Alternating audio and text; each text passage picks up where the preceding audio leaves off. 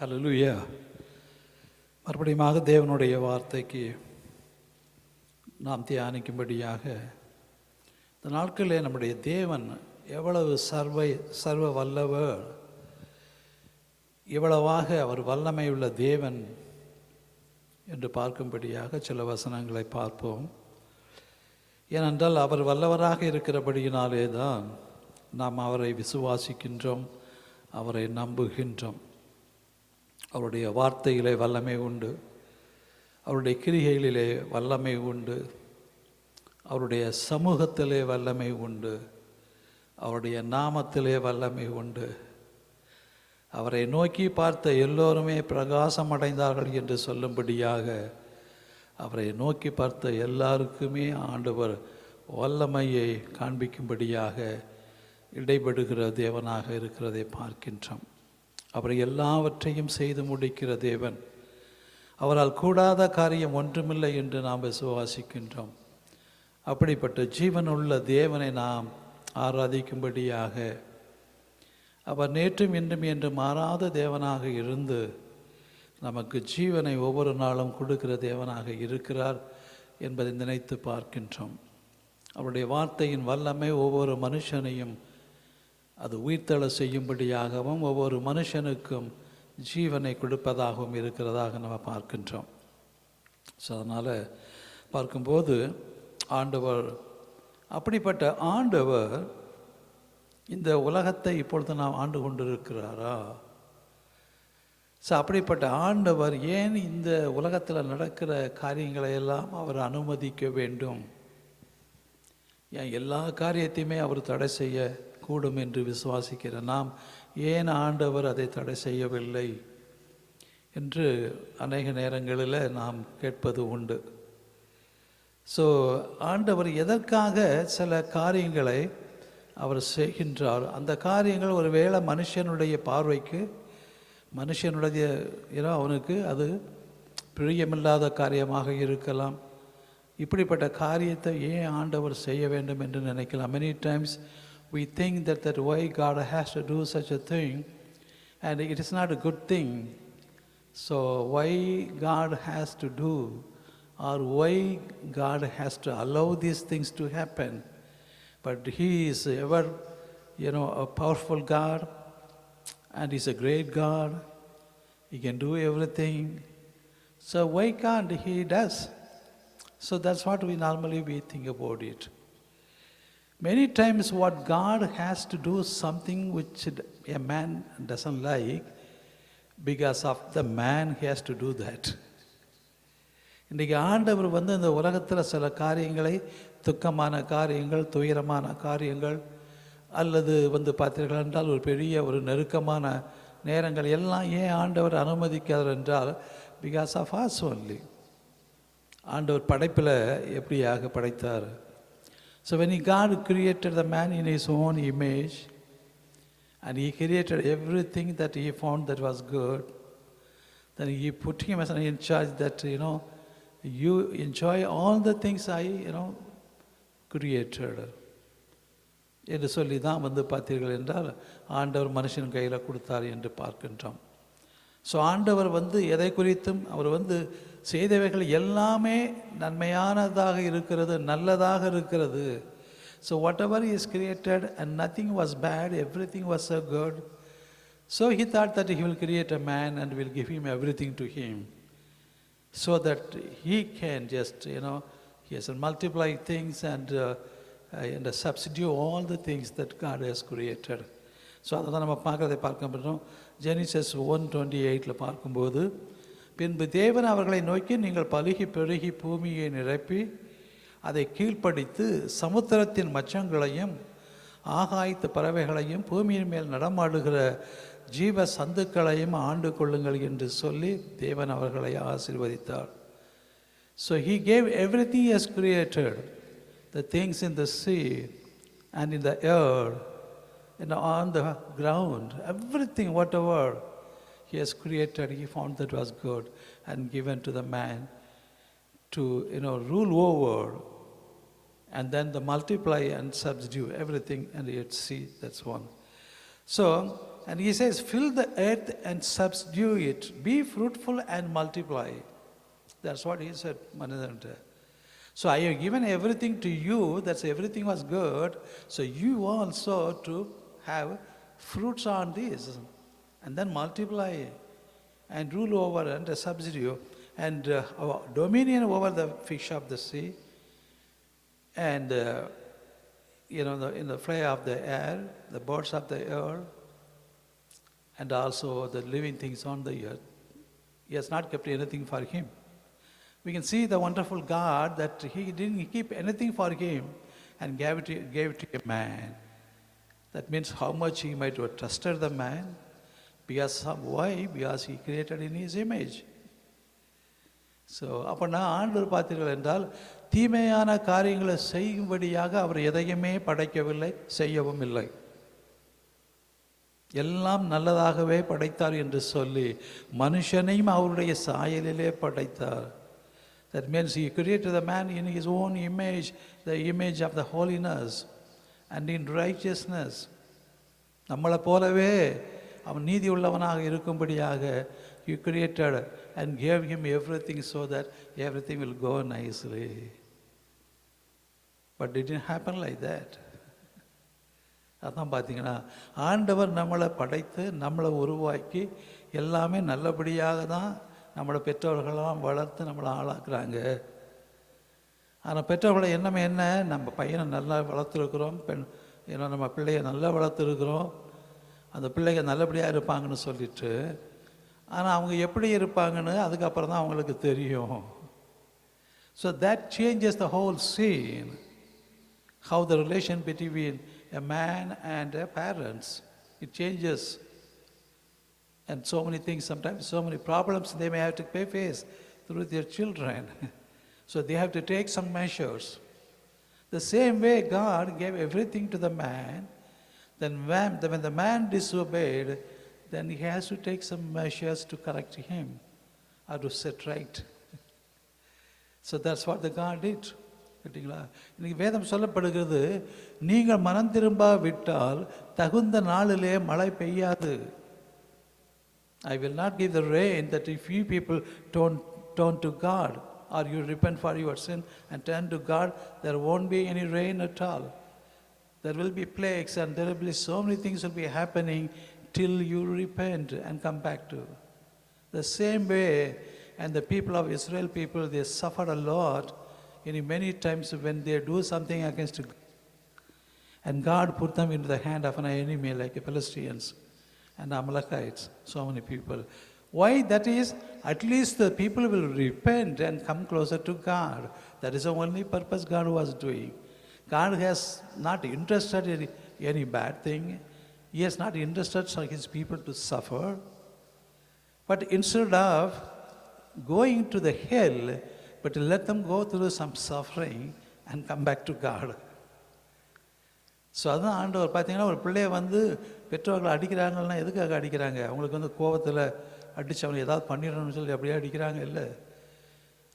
Next time இந்த பிள்ளை அப்படி செய்யக்கூடாது. He should not do that. And the child should repent what has done it. So that's why we are scolding them and sometimes we beat them. So this is the same thing happening from a God also. கேட்டிங்களா? So அந்தபடியாக இருக்கிறத பார்க்கின்றோம்.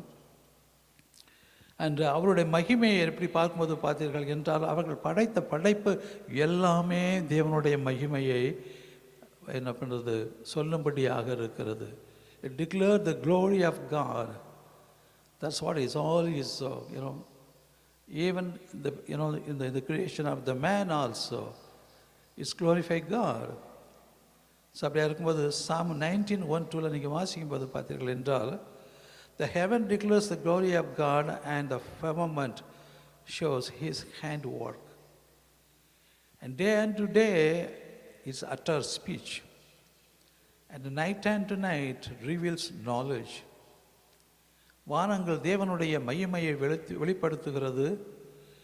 ஆகாய விரிவு அவருடைய கரங்களின் கிருகையை அறிவிக்கிறது. அப்புறம் பார்த்தீங்கன்னா ராத்திரியில் கூட they speak. இந்த டேலையும் அவர் பேசுகிறது, ராத்திரியிலும் it reveals the knowledge of God என்று சொல்வதை பார்க்கின்றோம். So how it speak? Many times we see even a tree speaks. It make a beautiful sound by the ear. All the branches. Sometimes it make, when you're in the jungle, you can see that how that declare the glory of the Lord, making noises and sounds so beautifully. And even the water, when you just sleep in the night on the seashore, that you can see the waves, the roaring waves and the sounds and everything, that speaks the glory of God. So everything it speaks. But man sleeps so nicely, he doesn't speak. He may be speaking in some other way. So all the things, it glorify God. அதான் சொல்லப்படுது Isaiah chapter 45 சொல்லும்போது 40 and 5. The glory of the Lord shall be revealed, and flesh shall see it together, for the mouth of the Lord has spoken. கர்த்தரின் மகிமை வெளியரங்கமாகவும் மாம்சமான யாவும் அவைகள் ஏகமாய் காணும். அவருடைய மகிமை எல்லா மாம்சமும் காணும்படியாக அவருடைய மகிமை வெளியரங்கமாக இருக்கும். கர்த்தரின் வாக்கு அதை உரைத்தது என்று இங்கே வாசிக்கிறதை பார்க்கின்றோம். The glory of the Lord shall be revealed, and if all flesh shall see it together, for the mouth of the Lord has spoken என்று சொல்லும்படியாக இருக்கிறதை பார்க்கலாம். ஸோ யோசித்து பாருங்க, நோவா பீரியடில் ஆண்டவர், and many times the people will question why that God has to destroy all the people except the 8 people. இல்லையா? அப்போ ஆனால் மற்றவங்க சொல்லாங்க, உங்கள் ஆண்டவர் என்ன, நீங்கள் எல்லாத்தையும் கொல்லுற ஆண்டவரா, ஏன் இப்படி அவர் இந்த மாதிரி செய்யணும் என்று சில புறஜாதி மக்கள், தேவனை அறியாத மக்கள், சில பைபிள்லாம் கொஞ்சம் அறிஞ்சிருக்கிற ஆட்களும் உண்டு. ஸோ அவங்க அப்படி கேட்குறத பார்க்குறோம். அப்போ எந்த சூழ்நிலையில் ஆண்டவருக்கு ஒரு மனுஷனை கொல்லுவதில் அதில் பிரியப்படுகிற தேவனா, ஒரு தீமையில் பிரியப்படுறது தேவனா பார்க்கும்போது அப்படி இல்லை. அப்போ why that he has to do that? It so happened the people lived during the Noah period, they forced God to do that. That's what is happening there. It is not the God's will, it is not the God's pleasure, to destroy everyone. Because the people they lived, because of their wickedness and because of their sin, it made God to do that, for which God cannot be responsible for that. Because why பார்த்தீங்கன்னா, it says in Isaiah chapter 42, நிறைய நேரத்தில் நம்ம ஆண்டவரை பற்றி அறியாதபடியினாலே நம்முடைய ஞானத்தில் அவரை நம்ம எல்லாவற்றையுமே மெஷர் பண்ணுறோம். அவர் கிருபையை மெஷர் பண்ணுறோம், அவர் இரக்கத்தை மெஷர் பண்ணுறோம், அவர் செய்கிற எல்லாத்தையுமே we bring into a measurement of our own knowledge and the wisdom. Not like that. பார்த்தீங்கன்னா, says, who has measured the water in the hollow of his hand? சொல்லப்படுகிறது. And measured heaven with a span and calculated the dust of the earth in a measure. ஆண்டவர் நம்முடைய ஒவ்வொரு தலை முடியையும் அவர் எண்ணி வைத்திருக்கிறார் என்று பார்க்கின்றோம். ஒருவருடைய பெயரையும் அவர் அறிகின்ற தேவனாக, பேர் சொல்லி அழைக்கிற தேவனாக இருக்கிறார் என்று சொல்கிறதை பார்க்கின்றோம்.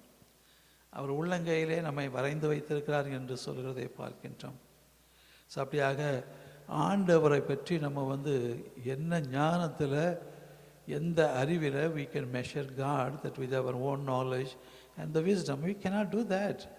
He's a great God. And is there anything can hide from him? No. அவருக்கு மறைவாக நம்ம எதுவும் செய்ய முடியுமா? செய்ய முடியாது. இருட்டில் செய்தாலும் அவர் அறிவார், வெளிச்சத்தில் செய்தாலும் he will know. He knows everything through. And we may look at a man in the outside, but he look at the man inside, the heart.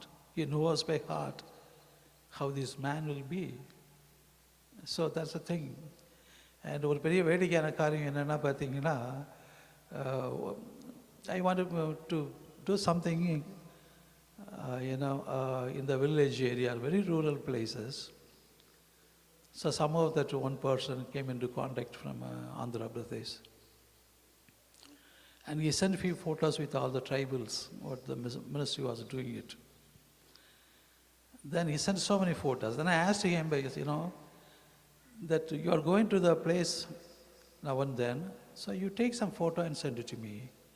And I will know that how you meet the people, how you minister the people, so that I can help you, I can, bless you, and I can have some sort of even the ministry in that area. What he returned? He said, brother, you believe in me and you believe also in God.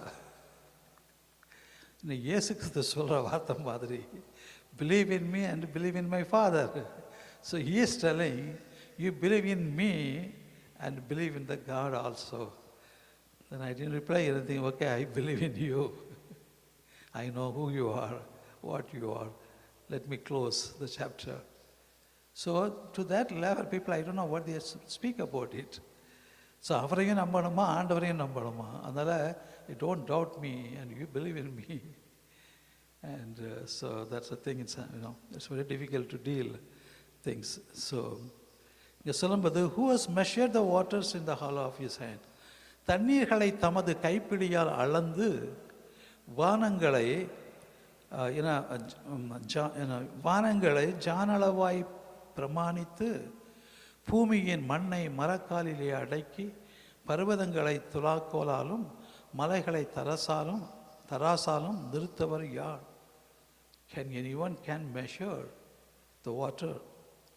ஏன்னா கையில் தண்ணீரை அளந்துக்கிட்டு அதை இது கையில் பிடிச்சிக்கிட்டு அளந்து பார்க்க முடியுமா? It will go away. It cannot be done. கேட்டிங்களா? ஸோ வானங்களை நம்ம எப்படி பிரமாணிக்க முடியும்? பூமியின் மண்ணை மரக்காலில் அடக்கி வைக்க முடியுமா? முடியாது. பர்வதங்களை நம்ம அதை ஏதாவது நம்ம சொல்ல முடியுமா? துலாக்கோலாலும் மலைகளை தராசாலும் நிறுத்துவன் யார் என்று வேதத்தில் வாசிக்கிறோம். கர்த்தருடைய ஆவியை அளவிட்டு அவனுக்கு ஆலோசனைக்காரனாக இருக்கிறவன் அவன் யார்? அவருக்கு போதிக்கிறவன் யார் என்று பார்க்கின்றோம். கர்த்தருக்கு போதிக்கிற மனுஷன் ஒரு உலகத்தில் உண்டா? கர்த்தரை விட ஞானி என்று சொல்லுகிறவன் எவனாவது உண்டா? அவனவனுக்கு அவன் ஒரு ஞானம் என்று அவன் நினைத்து கொள்கிறாங்களே ஒழிய எம்மாத்திரம் நம்ம இல்லையா? ஸோ ஆண்டவர் பார்த்தீர்கள் என்றால் அவ்வளோ பெரிய நல்ல தேவன். அவருடைய நீதி நியாயங்களும் எப்படிப்பட்டதாக இருக்கிறது?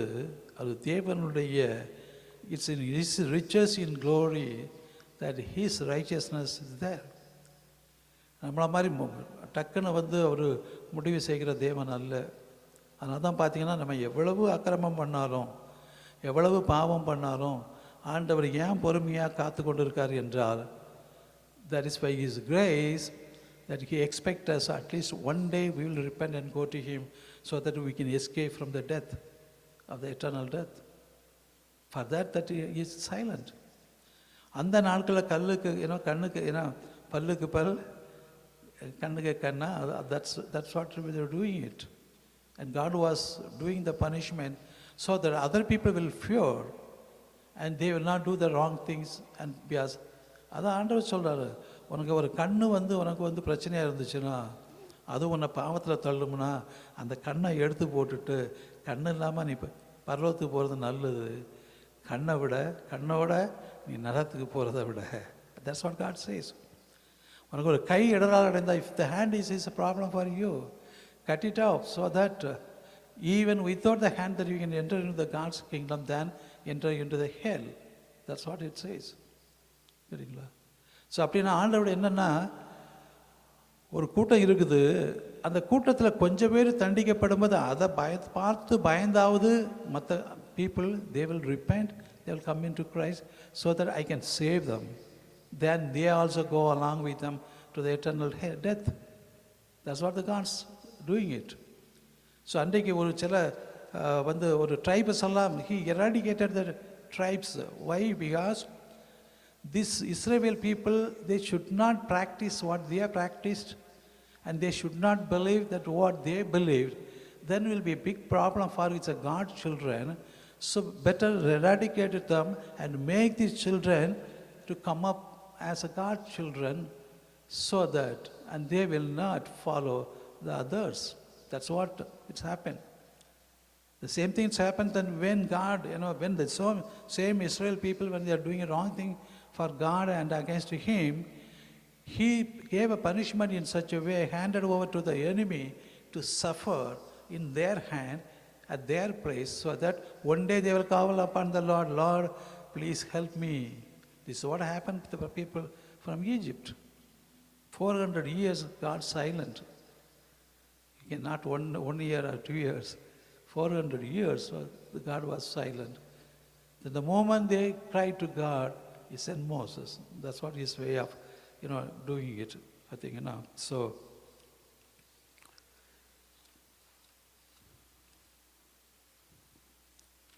ஆதியாகமம் 6வது அதிகாரம் 11வது வசனத்தில் பார்க்கும்போது it shows why that God, He called Noah to build an ark. What is the intention? Why He has to do that? பார்க்கும்போது Genesis chapter 6:11 சொல்லுது, பூமியானது தேவனுக்கு முன்பாக சீர்கெட்டதாக இருந்தது. The earth also was corrupt before God, and the earth was filled with violence. This other thing. அடுத்த வசனத்தை வாசிக்கும் போது பார்த்தீங்கன்னா, மாம்சமான யாவரும் பூமியின் மேல் தங்கள் வழிகளை கெடுத்து கொண்டார்கள். All the flesh had corrupted their ways. The earth was corrupted, is violence and wickedness, and the people also is corrupted. So that what is the use these people have to live and corrupt everything, then enter into the hell. Better clean them up. I can make another generation so that they will be my children, my people. That was the God's intention there. அப்போ இதை செய்ய வச்சது யார்? மனிதர்கள். ஆண்டவராக செய்யலை. Because it was forced for Lord to do something to save people for Him. மனிதனுடைய அக்கிரமம் பூமியிலே பெருகினது என்றும் அவன் இருதயத்தின் நினைவுகள் தோற்றமெல்லாம் நித்தமும் பொல்லாதவைகளாக என்று அவர் கண்டு தாம் பூமியிலே மனுஷனை உண்டாக்கினதற்கு மனஸ்தாபப்பட்டார். To that extent the people were doing all wickedness against God. ஏன்னா ஆண்டவர் யார் பார்க்குறா? அவர் என்ன பண்ண போகிறாரு? எப்போமோ அது நம்ம செத்ததுக்கு அப்புறம் என்ன நடந்தால் என்ன இருக்குது? இருக்கிற வரைக்கும் என்னுடைய செயலை நான் என் காரியத்தை செய்வேன், தேவனுக்கு விரோதமாக செய்வேன் என்று சொல்லி people were doing it all against God. So அது ஆண்டவருக்கு இப்படிப்பட்ட ஜனங்களையா நான் படைத்தேன்? தாய்மார் சொல்லுவாங்க, இந்த பிள்ளை பெற்றதுக்கு பதிலாக ஒரு அம்மி குழவி பெற்றுறதா, அதாவது மாவு ஆட்டுறதுக்கு உதவும், இவன் ஒன்றுக்கும் உதவலைன்னு சொல்கிற ஒரு பழக்கம் உண்டு நம்ம ஊர்களில். அந்த அளவுக்கு சில பிள்ளைங்க இடைஞ்சல் கொடுக்கும் பெற்றோர்களுக்கு. அதை குறித்து அப்படி சொல்லுவாங்க, இவனை பெற்றதை விட ஒரு கல்லை பெற்றிருக்கலான்னு சொல்லி. அப்படியாக தான் ஆண்டவர் அப்போ பார்த்தீங்கன்னா அவ்வளோ மனஸ்தாபப்படும்படியாக He was so sorry for these people, because these people are so much wickedness and they were doing a lot of things against God. So and God said, okay, let me wipe it up. That's what it has done. தான் பூமியிலே மனுஷனை உண்டாங்கினதற்காக கர்த்தர் மனஸ்தாபப்பட்டார்.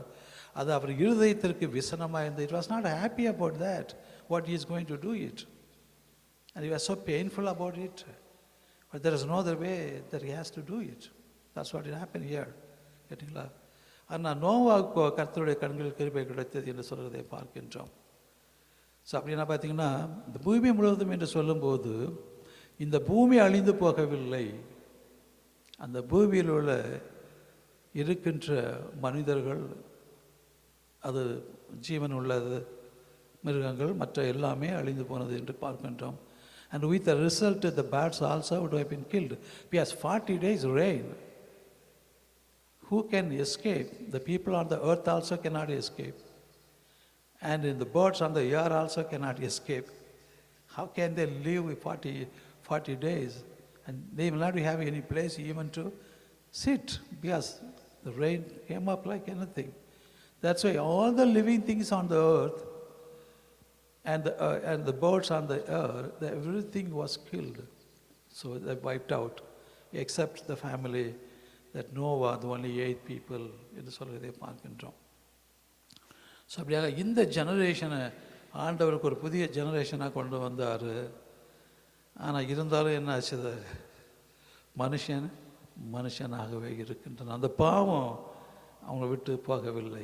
The sin is committed by Adam and Eve. It did not go away from the earth. Yet the earth was remaining. The earth was not destroyed. It is not that earth was destroyed, God brought another new earth. No, the same earth. So பூமி மட்டும் என்ன பண்ணுது, அக்கிரமங்களால் நிறைந்திருந்தது. அந்த அக்கிரமம் செய்கிறவர்களால் ஆண்டவர் தண்டிச்சார். They all gone up. Then again பார்க்கும். So பின்பு தேவன் நோவாயும் அவன் குமாரரையும் ஆசீர்வதித்து, நீங்கள் பலுகி பெருகி பூமியை நிரப்புங்கள். Same chapter, Genesis 9:1. Again he was blessing. So God is a blessing God. He blesses his people. சில சமயத்தில் சொல்லுவோம், நம்ம யார்ட்டையாவது எங்கள் ஆண்டவர் உங்களை ஆசீர்வதிக்கிற ஆண்டவர் சொன்னால், அவங்க அந்த ஆசீர்வாதத்துக்காக வந்துடக்கூடாது, அதனால் அவங்களுக்கு சத்தியத்தை சொல்லணும் அப்படின்னு சொல்லுவாங்க. இன்றைக்கு ஒரு மிராக்கிள் நடந்துச்சுன்னா வாட் இட் மீன், அதை பெற்றுக்கொண்டவன் அவன் ஆசீர்வதிக்கப்பட்டவனாக இருக்கிறான். அதனால் அவன் ஆண்டவரை நம்புகிறான். அது தானே. So a person was affected by like the devil and it's been casted out. What it is? She believed that she has been saved from the devil work. She was blessed. So everything what God was doing, it was a blessing to people only. Whether the healing or the casting or anything that they do for the people, it's a blessing only. அதனால் நம்ம ஆண்டவரை ஆசீர்வதிக்கிற ஆண்டவர் தான், அதில் சந்தேகமே இல்லை. நீ கர்த்தருக்குள்ளே வந்தால் நீ ஆசீர்வதிக்கப்படுவேன்னு சொல்கிறதில் தப்பு கிடையாது. சொல்லுவாங்க, அப்படி சொல்லிட்டு வந்துட்டாங்கன்னா அவங்க ஆசீர்வாதத்தையே நம்பியிருப்பாங்க. வந்த உடனே என்ன ஆசீர்வாதத்தை நம்பியிருப்பாங்கன்னா, நீ வேதத்தை சொல்லு, ஆண்டவரை விசுவாசித்தாங்கன்னா வேதத்தை சொல்லு, வேதத்தின்படி நட. So then they will know what it is. கேட்டிங்களா? அதுக்காக நான் ஆண்டவர் ஆசீர்வதிக்காரு மாட்டார், அது வதிப்பார்னு சொல்லக்கூடாது, அப்படி ஒன்றும் இல்லை. It's nothing at all. And Abraham அழைத்தார் ஆண்டவர். எப்படி, என்ன சொல்லி அழைத்தார்? நான் உன்னை எப்படியா ஆசீர்வதிக்கும் பாரு. பார்த்தீங்களா? இந்த சந்ததியில் கம்ப்ளீட்டாக எப்படியாக நான் ஆசீர்வதிப்பேன், நீ எப்படியாக மற்றவர்களுக்கு ஆசீர்வாதமாக இருப்பாய். ஸோ இந்த ஆசீர்வாதம்ங்கிறது பார்த்திங்கன்னா, நம்ம ஆசீர்வாதத்தெல்லாம் நிறைந்திருக்கிறது மட்டும் இல்லாமல், நம்ம மற்றவர்களுக்கு எப்படிப்பட்ட ஆசீர்வாதம் உள்ளவர்களாக இருக்கிறோம் என்பதை குறித்ததாக தான் ஆசீர்வாதம். ஸோ 2 மனுஷன் இருக்கிறான், அடிக்கடி சொல்லியிருக்கிறேன். அவங்ககிட்ட பாக்கெட்டில் ஒரு 1000 ரூபா இருக்குது. ஒருத்தர் கேட்குறான், எனக்கு ஒரு $1 கொடு அப்படிங்கிறான். இவன் நான் இல்லைன்னு சொல்லிட்டு போகிறான். இன்னொருத்தங்கிட்ட $10 தான் இருக்குது, அவன் ஒரு $1 அவனுக்கு கொடுக்குறான். Who is a blessed man? Not the man who have $1,000 in the packet, but a guy that he has a $10, you would be able to give $1 to him. But whereas 1,000 having that $1,000, it doesn't have a mind to give $1. He's a beggar then. So that's what it measured, the blessing. பார்த்தீங்கன்னா, so இன்னொரு காரியத்தை சொல்லும்போது பார்த்தீங்கன்னா, ஆண்டவர் சொல்கிறார், இதுக்கப்புறம் தான் பார்த்தீங்கன்னா, நடமாடும் ஜீவ சந்துக்கள் யாவும் உங்களுக்கு ஆகாரமாக இருப்பதாக, பசும் பூண்டுகளை உங்களுக்கு தந்தது போல அவைகளை எல்லாவற்றிலும் தந்தேன் என்று ஆண்டவர் சொல்கிறார். அப்போ அது வரைக்கும் ஆண்டவர் என்ன கொடுத்தாரு சாப்பிட்றதுக்கு? கேட்டிங்களா? பசு பூண்டுகள் தான். So all the seeds it was given to the man and the fruits, அவ்வளோதான் கொடுக்கப்பட்டிருக்குது. எல்லாம் வெஜிடேரியன் தான், நான் வெஜிடேரியனே கிடையாது. அப்புறம் இவங்கெல்லாம் அடித்து சாப்பிட ஆரம்பித்த உடனே சரி அது தீட்டு இருக்க வேண்டாம் அப்படின்னு அதுக்கு பின்பாடி தான். And God has given every thing that living on the earth that we can eat. அது ஒரு காரியத்தை சொன்னார், don't eat the flesh with the blood. ஏன்னா blood is a living one, living, அது ஜீவனை கொடுக்கிறது என்று. சிலவங்க சொல்லுவாங்க flesh with blood only God has said. So நான் தனித்தனியாக சாப்பிட்றேன் அப்படின்னு. ஃப்ளஷ்னாலும் சாப்பிட்றேன். And on those days, and they were frying the blood, they will be eating. And Hindus, the ஆடெல்லாம் வெட்டும் போதெல்லாம் பார்த்தீங்கன்னா, and we have seen, and so in villages they do that. கேட்டிங்களா? It's not that. ஸோ வேதம் தெரியாது. So வேதத்தில் சொல்லப்படுகிறது, don't eat the flesh and with பிளட்னு சொல்லுறத பார்க்கின்றோம். ஏன்னா அந்த ரத்தம் நமக்கு மனுஷனுக்கு ஜீவனை கொடுக்கறதுனால ரத்தத்தில் ஒரு ஜீவனம் உண்டு. அதை நீ சாப்பிடாத, அதை புசிக்காத என்று சொல்லுகிற காரியத்தையும் கொடுத்து அவனுக்கு என்ன பண்ணால் நீ சந்தோஷமாக எல்லாத்தையும் சாப்பிடுப்பா அப்படின்ட்டு சொல்லிட்டாங்கன்னு பார்க்கின்றோம். அதுக்கப்புறம் பின்னாடி போக வேண்டாம், ஏன்னா அது கஷ்டமான காரியம் நமக்கு. ஸோ அதோட நுப்பாட்டி கொள்ளலாம். யூ ஷால்ஸ் நாட் இட்ஸ் உங்களுக்கு உயிராக இருக்கிற உங்கள் ரத்தத்திற்கு ஆக பழி வாங்குவேங்கிறாரு. அப்படி சாப்பிட்டேன்னா நான் அதுக்கு பழி வாங்குவேங்கிறாரு. ஏன் இந்த பழி வாங்குறேன்னு சொல்கிறாரு? நீ சாப்பிட்டா பழி வாங்குவ, நீ சாப்பிடலன்னா ஒன்றும் இல்லை, சாப்பிடாம இரு, அதுக்கு தான் பழி வாங்குறது. இந்த செய்தான் உனக்கு இதுதான் பிரச்சனை. when you do these wrong things and you will get into problem. Why? There is a problem. When you know there is a problem, then why do you do it? Better not to do it. That's what God expects from everyone. So when he say that when you eat the fruit, then you will die, God clearly told. But they did it, they ate it. Then you have to face the consequences. So this is what is going on even today. The consequences because the disobedience to God. So அதை தான் ஆண்டவர் சொல்கிறதை பார்க்கலாம். ஏன் சொல்கிறான்னா நம்மளை தண்டிக்கிறதுக்கு சொல்லலை, இப்படி ஒரு தண்டனை இருக்கிறது என்று அதற்கு பயந்தாவது செய்யாமல் இருப்பாங்கிறதுக்காக தான் பார்க்குறது. When you know there is something, then we may not do that, get into that problem. So that's what God teaches us, what to do, what not to do. So அது அப்படியாக இருக்கிறத பார்க்கின்றோம். ஸோ இதெல்லாம் சொல்லுவாங்க, ஏன்னா இந்த உலகத்தில் பிசாசினுடைய ஆக்கம் எவ்வளவாக இருக்கிறது. அப்போ ஏன் ஆண்டவர் நம்ம ஆண்டவர் பிள்ளையாக இருக்கிறோம். அப்போ அந்த பிசாசு இவ்வளவு பிரச்சனைகளை பண்ணும்படியான காரியங்களை செய்வதற்கு ஏன் அப்படி அவன் செய்ய முடியும், ஏன் செய்கிறான் அப்படின்னு சொல்லிட்டு கூட நம்ம பார்ப்போம். So yesterday I just listen to a witness from a dance master. அவன் எப்படி சின்ன வயசுலேருந்து எவ்வளோ கஷ்டப்பட்டு எப்படி மேலே கடைசியில் how much he went through because some competition in his field. Somebody wants to destroy him completely, his family. So he was a Hindu. அம்மா கிறிஸ்டியன் நினைக்கிறேன், ஹிந்துவாக இருந்தாங்க, கிறிஸ்டியன் ஆகிட்டாங்க. But again then when he became a Christian, then the problem started by the competition. ஏன்னா ஆண்டவர் ஆசீர்வாதத்தை அவனை உயர்த்திட்டு இருக்கும்போது enemy சும்மா இருக்க முடியல. அது வரைக்கும் சாதாரணமாக இருந்தவனை maybe and God raised him in the singing field, young man in the YouTube, and he went through something even அதை கேட்கறதுக்கே நமக்கு பயமாக இருக்குது. அவன் சொல்கிறான் how he went through, it's very like a scaring, like that only. But finally அவன் சொல்கிறான், இயேசுவா பிசாசா பாரு அப்படின்னு சொல்லிட்டு கடைசியில் he is well off, and he is going and preaching and giving his witness how that much he went through because of the evil spirit. கேட்டிங்களா? So அதை பார்க்கும்போது பார்த்தீங்கன்னா இங்கே ஆண்டு சொல்கிறார், because the world was controlled by the evil spirit. ஏன்னா ஆண்டவர் கொடுத்தாரு, ஆண்டவருக்கு விரோதமாக பாவம் செய்துட்டோம், இந்த பூமியும் பாவத்தில் வந்துட்டுது, ஜனங்களும் பாவிகளும் வந்துட்டாங்க. ஆண்டவர் இனிமேல் ஆதிக்கம் செலுத்துவதற்கு இவன் தகுதி இல்லாதவர்கள். எப்படி ஆண்டவர் ரூல் பண்ண முடியும்? பாவமாக இருக்கிற பூமி, பாவமாக இருக்கிற மனுஷனை எப்படி அவர் ரூல் பண்ண முடியும்? ஏன்னா already has gone to the hands of the devil. அதுதான் சொல்லப்படுது. பார்த்தீங்கன்னா இட் சேஸ் பார்த்தீங்கன்னா இந்த ஸோ ரெண்டு காரியத்தை பார்க்கும்போது பார்த்தீங்கன்னா இங்கே சொல்லப்படுகிறது, அந்த பிசாசினுடைய ஆக்கிரமம் எப்படிப்பட்டதுனால அவன் தான் இந்த உலகத்தின் பிரபு என்று சொல்லும்படியாக வேதத்தில் வாசிக்கின்றோம் பிசாசு. அதோடு பார்த்தீங்கன்னா இந்த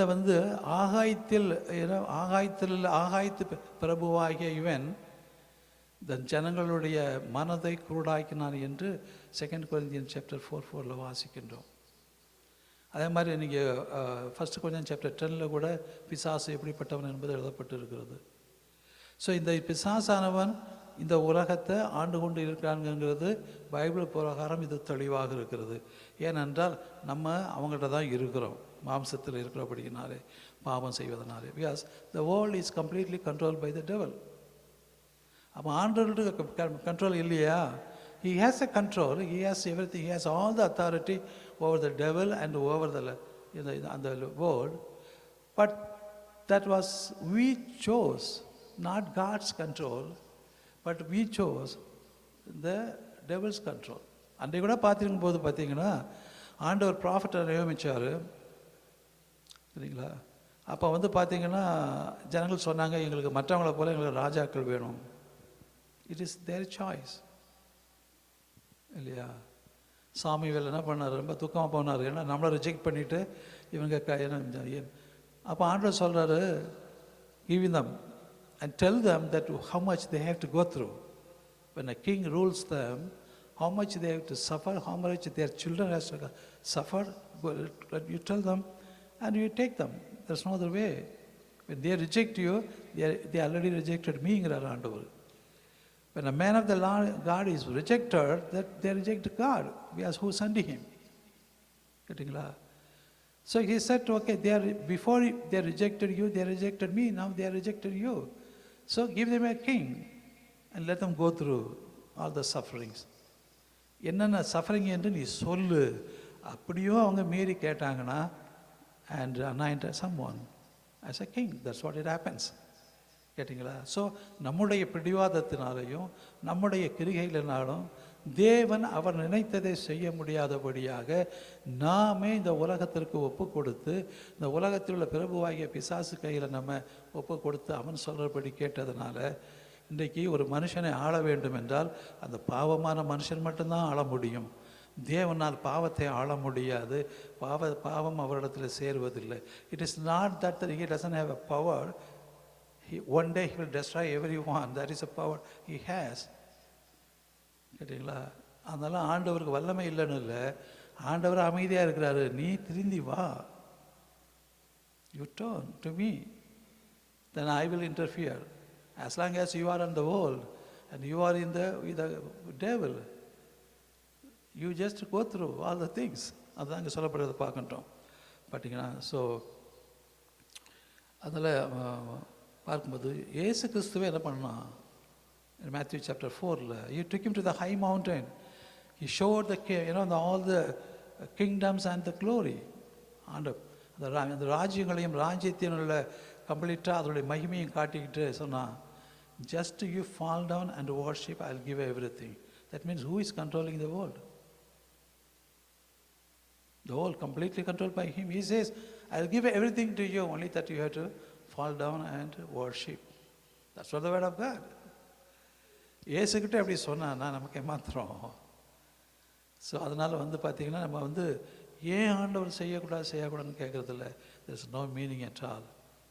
நம்ம ரிப்பெண்ட் பண்ணி நம்ம ஆண்டவர்களை இருந்தோம்னா தேவனுடைய பாதுகாப்பு நமக்கு உண்டு. எல்லா நேரத்திலும் எல்லா இடத்திலும் we have his protection. That's all. Why do you bother about others? Let them also repent. So அதுதான் நம்ம it's the time, the last daysல people have to come to God if they want. So அது சொல்லப்படுறதை பார்க்கின்றோம். So Matthew chapter 18 நீங்கள் பார்க்கும்போது பார்த்தீங்கன்னா இயேசு அவர்களை நோக்கி, வானத்திலும் பூமியிலும் சகல அதிகாரமும் எனக்கு கொடுக்கப்பட்டிருக்குதுங்கிறார். Jesus had all the authority. Did he use the authority? Why he has not used the authority? His purpose of coming not to use the authority or judge the people, to save the people.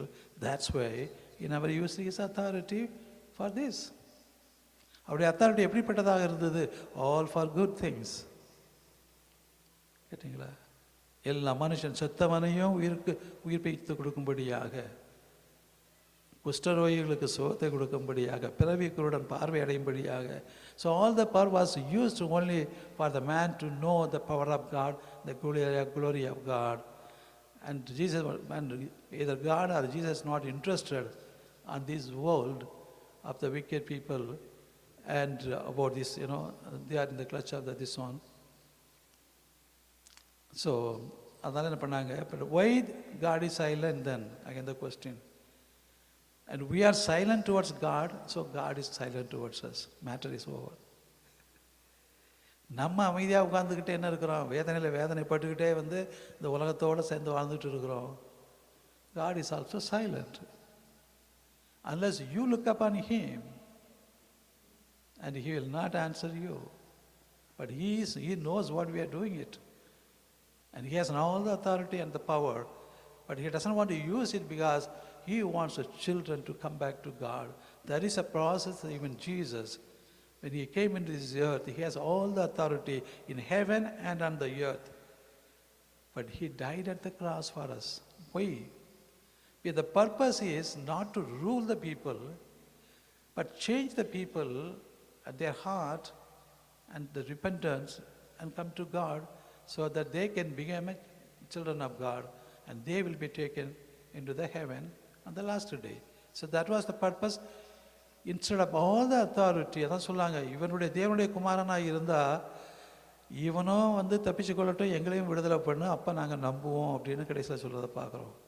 It doesn't need to prove people whatever they ask, whatever they talk. Same thing. இப்போ யாராவது ஒருத்தர் கேட்குறாங்கன்னா, நான் பாரு நீ இயேசுவை நம்பிப்பார், அவர் உனக்கு என்ன செய்கிறாருன்னு சொல்லி நீனே சொல்லுவ, சும்மா நீ அதை பண்ணு இதை பண்ணு இது ப்ரூவ் பண்ணுவேன் அது ப்ரூவ் பண்ணுவேன்னு கேட்காத என்கிட்ட. ஏன்னா நாங்கள் நம்புகிறோம், எங்கள் வாழ்க்கையில் பண்ணியிருக்கிறாரு. அது உனக்கு பண்ணுவாரா பண்ண மாட்டாரா எனக்கு தெரியாது. ஆனால் நீ அவரை நோக்கி நீ கேட்டேன்னா அவர் பண்ணுவார், அவ்வளோதான். So then you will know that what who is Jesus. So don't bring an argument, don't bring in a comparison with any other gods. They are not gods. அதுதான் நம்முடைய இது. பார்த்தீங்களா, நிறையா பேர் நம்மளை மடக்குவாங்க, கேட்டிங்களா. ஸோ அதனால் it's a personal experience with a God. So நீ ஆண்டவர் கேட்டேன்னா உனக்கும் அதுவும் கிடைக்கும் அப்படின்னு சொல்லும்படியாக இருக்கிறத பார்க்கின்றோம். ஸோ இவ்வளோ அதிகாரம் இருந்து கூட பார்த்திங்கன்னா ஆண்டவர் அதை செய்யவில்லை. சொல்கிறார், ஈவன் நியாய தீர்ப்பு செய்யும்படியாக தேவன் எனக்கு அதிகாரத்தை கொடுத்துக்கிறார். Even to judge the whole world that have an authority, because I have come to save the people. I didn't want to judge them, but my word will judge them. அங்கேயும் பார்த்தீங்கன்னா அவர் ஆண்டவர் இயேசு கிறிஸ்துன்னு சொல்கிறார், நான் ஜட்ஜ் பண்ண போகிறதில்லப்பா, ஆனால் என்னுடைய வார்த்தை ஆல்ரெடி கொடுத்தாச்சுது, இந்த வார்த்தை தான் ஒன்று ஜட்ஜ் பண்ணும் அப்படின்னா சொன்னால் என்ன பண்ணுவீங்களா? ஜட்ஜ்மெண்ட் டேட்டில் ஒரு தடவை கூப்பிட்டு ஆண்டவர் கேட்க போகிறது இல்லை, நீ ஏன் அப்படி பண்ண இப்படி பண்ணன்னு. அங்கே ஜட்ஜ்மெண்ட் அப்படி கிடையாது, already is decided. Decided means at the time of, not இப்போ டிசைட் பண்ணலை, at the time of the judgment, and people will know where they go, which road they go, everything they will know. ஏன்னா that was over. இந்த மனுஷன் உயிர் இருக்கிற வரைக்கும் தான் நம்ம பிளானை சேஞ்ச் பண்ண முடியும். ஜீவன் இருக்கிற வரைக்கும் தான் அது நடக்கும். ஒன்று முடிஞ்சு போச்சுன்னா என்ன பண்ணமோ அதுதான், அவ்வளோதான், முடிஞ்சு போச்சு. நம்ம உயிரோடு இருக்க வரைக்கும் என்ன பண்ணமோ அதுதான் முடிஞ்சு போச்சு, அதுக்கு மேலே ஒன்றும் பண்ண முடியாது. And we cannot get someone for a recommendation. கேட்டிங்களா, அவர்கிட்ட ஜெபம் பண்ணால் நடக்கும், இவர்கிட்ட ஜெபம் பண்ணால் நடக்கும், ஒன்றும் நடக்காது, முடிஞ்சு போச்சு கதை. So we have to separate with God, and we should be ready for any day. When Jesus comes, I should be taken along with him. அதாங்க சொல்லப்படுறதை பார்க்கின்றோம். ஸோ ஜான் சாப்டர் 5:22 தான் சொல்லப்படுது, அன்றியும் பிதாவை கனம் பண்ணுகிறது போல எல்லோரும் குமாரனையும் கனம் பண்ணும்படிக்கு பிதாவானவர் தாமே ஒருவருக்கும் நியாய தீர்ப்பு செய்யாமல் நியாய தீர்ப்பு செய்யும் அதிகாரத்தை தன்னுடைய குமாரனுக்கு கொடுத்தார். ஸோ தட் மீன்ஸ் இன்றைக்கும் சொல்கிறாங்க, எல்லாம் இயேசு நாமத்தில் தானே எல்லாம் ஜெபம் பண்ணுறோம், இயேசு தானே எல்லாத்தையும் பண்ணார், எதுக்கு பிதா அவசியமா அப்படின்னு கேட்குற ஜனங்கள் இருக்கிறாங்க. அதை போல தான் என்ன கேட்பானுங்க, இயேசு ஆண்டவர் தானே எல்லாத்தையும் பண்ணிகிட்ருக்காரு, அப்போ இயேசுவை நம்ம எதுக்கு நம்பணும்? பட் த வேர்ட் சேஸ், பிதாவை நீ கனம் பண்ணுகிற. யூதர்கள்லாம் பிதாவை கனம் பண்ணாங்க, அந்த சமயத்தில் ஆண்டவரை கனம் பண்ணாங்க. அவர்களும் குமாரனை கனம் பண்ணும்படியாக அவர் நியாயம் தீர்க்காதபடி தன்னுடைய மகனுக்கு நியாய தீர்ப்பை அவர் கொடுத்தார் என்று பார்க்கிறோம்.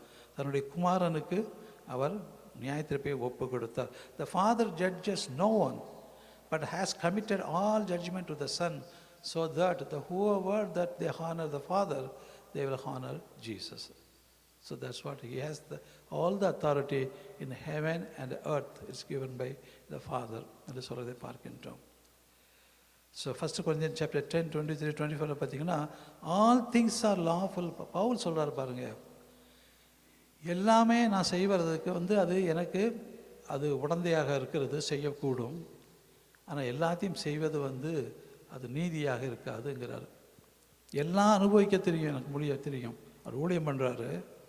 ஸோ ஐ கேன் எல்லாமே அனுபவிக்கிறது அது லாஃபுல்.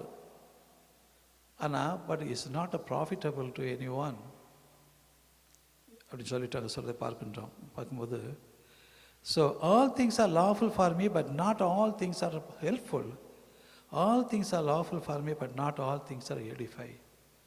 இன்றைக்கு அப்போ நான் என்ன சொல்கிறேன்னா, என்னை பார்த்து ஒரு மனுஷன் நான் எப்படி இயேசுவை பின்பற்றுகிறேனோ அதே போல் அவனும் இயேசுவை பின்பற்றணும்.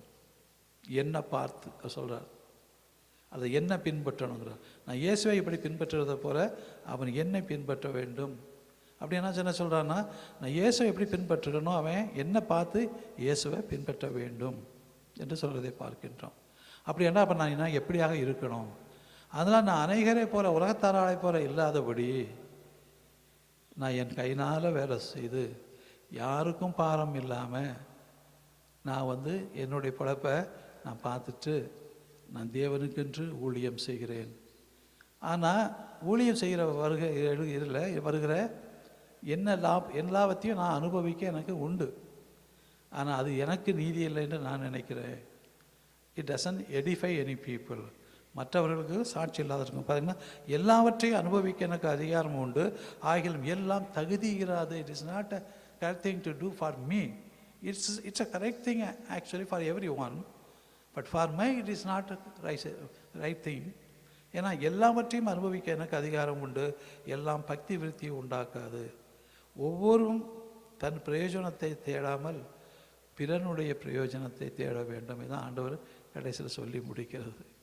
எல்லாரும் தான் பிரயோஜனத்தை தேடிக்கிட்டே இருந்தீங்கன்னா அப்போ மற்றவங்களுடைய பிரயோஜனத்தை யார் செய்கிறது? அதனால் மற்றவங்களுடைய பிரயோஜனத்தை தேடுங்க. அதுதான் தேவனுக்கு உகந்த காரியங்கள். அப்போ நம்மை ஆசீர்வதிக்கும் போது நாம் மற்றவர்களை ஆசீர்வதிக்கும்படியாக நாம் இருக்க வேண்டும் என்பது கருத்தாக இருக்கிறது. ஆண்டவர் நல்ல தேவன். அப்படியாக தேவனிடத்தில் அதிகாரம் இல்லை என்று அல்ல, அவருடைய சித்தத்தை செய்வதற்கு அவர் காத்து கொண்டு இருக்கிறார். அவ்வளோதான். நம்ம சித்தத்தை செய்துக்கிட்டு இருக்கிறோம்ல, ஆண்டவர் சித்தம் செய்வதற்கு எவ்வளோ கஷ்டப்படுறோம். அதுக்கு நம்மளை உடன்பாடு கொடுக்கறது இல்லைல்ல. அப்போ நம்மளே அவ்வளோ வைராக்கியமாக எனக்கு எது சரியோ அதான் நான் செய்வேன்னா, அப்போ ஆண்டவர் எனக்கு எது சரியோ அதை தான் செய்வேன்னு அவர் இருக்கிற தப்பு கிடையாது. It doesn't mean that he cannot do it. He can do it. But why should he do it? கேட்டிங்களா? ஸோ அந்த மாதிரி பார்த்தீங்கன்னா, ஸோ இங்கே என்ன குறிக்கிறது? எவ்வளவாக நாம் தேவனுக்கு தாழ்த்தி நம்மை ஒப்பு கொடுக்குறோமோ அவ்வளவாக தேவன் நம்மளை உயர்த்துகிற தேவன், நம்மளை கனப்படுத்துகிற தேவன். ஸோ அப்படியாக ஆண்டவர் மகிமையுள்ள தேவன். அவருடைய மகிமை வானங்களுக்கு மேலாக வைக்கப்பட்டிருக்கிறது என்று சொல்கிறதை பார்க்கின்றோம். அப்படிப்பட்ட தேவனை நாம் அண்டிக் கொண்ட பிள்ளைவர்களாக இருக்கிறோம். அவரை ஆராதிக்க வந்திருக்கின்றோம். பார்த்தீங்களா என்றால் அது அநேகருக்கு இல்லாத ஸ்லாக்கியம், நமக்கு அந்த ஸ்லாக்கியம். அப்போ அந்த ஸ்லாக்கியத்தை நம்ம ஒரு நாளும் நம்ம விட்டு கொடுக்கக்கூடாது. ஆண்டவர் எனக்கு கொடுத்த நாள் இது, இந்த நாளில் நான் ஆண்டவர் பார்த்துருந்து நான் அவரை ஆராதிக்கணும். அது என்ன நடந்தாலும் பரவாயில்ல, யார் வந்தாலும் பரவாயில்ல. So I have to be there இந்த காட்ஸ் ப்ரெசன்ஸ். அதுதான் தேவனுக்கு உள்ள நம்முடைய வைராக்கியம். அப்படி நாம் தேவனுக்கு அந்த வைராக்கியத்தை பாராட்டும் போது தேவன் நமக்கு அவருடைய வைராக்கியத்தை பாராட்டுவார். So when we are committed to God and God is always committed to us. கேட்டிங்களா? ஸோ நம்ம ஸோ யூதர் ஜனங்களுக்கு வைராக்கியம் இருந்தது. ஆனால் அந்த வைராக்கியம் எப்படிப்பட்டதாக இருந்ததுதான்? பக்தி விருத்திக்கு ஏதுவாக இல்லாததாக இருந்தது என்று பார்க்கின்றோம். ஸோ நான் பார்த்தீங்கன்னா நம்முடைய வைராக்கியம் பக்தி விருத்திக்கு ஏதுவாக இருக்க வேண்டும். கர்த்தருக்கு ஸ்தோத்திரம். ஆண்டவர் நாளில் இந்த வசனங்களை ஆசீர்வதித்து கொடுக்க தேவன் கிருபை பாராட்டுவாராக. கர்த்தருக்கு ஸ்தோத்திரம். ஜெபம் செய்வோம்.